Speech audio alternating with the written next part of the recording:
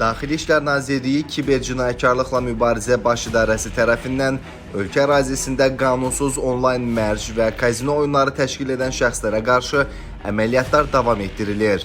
Kiberpolisin həyata keçirdiyi növbəti tədbirlərlə saxlanılan Məhərrəm Quliyev, Sənan Fərziyev və Hikmət Həsənovun ölkə ərazisində fəaliyyəti qadağan olunan XBet, Mosbet və Wimpay platformaları vasitəsilə vətəndaşları qanunsuz mərc oyunlarına cəlb etdikləri müəyyən olunub. Təqsirləndirilən şəxslərin paytaxt ərazisində icarəyə götürdükləri mənzildən qanunsuz fəaliyyətin həyata keçirilməsi üçün istifadə etdikləri texniki vasitələr, bank kartları, mobil telefonlar və nağd pul vəsaitləri aşkarlanıb.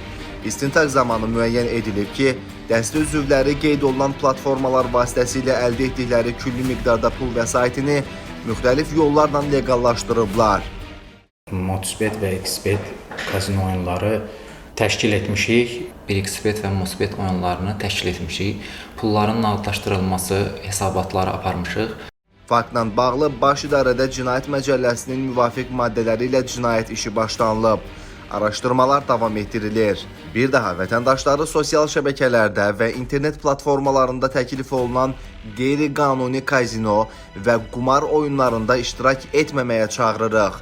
Belə qanunsuz oyunların təşkili və idarə olunması, eləcə də oyunçu qismində iştirak qanunvericiliyin tələblərinə uyğun olaraq hüquqi məsuliyyət yaradır.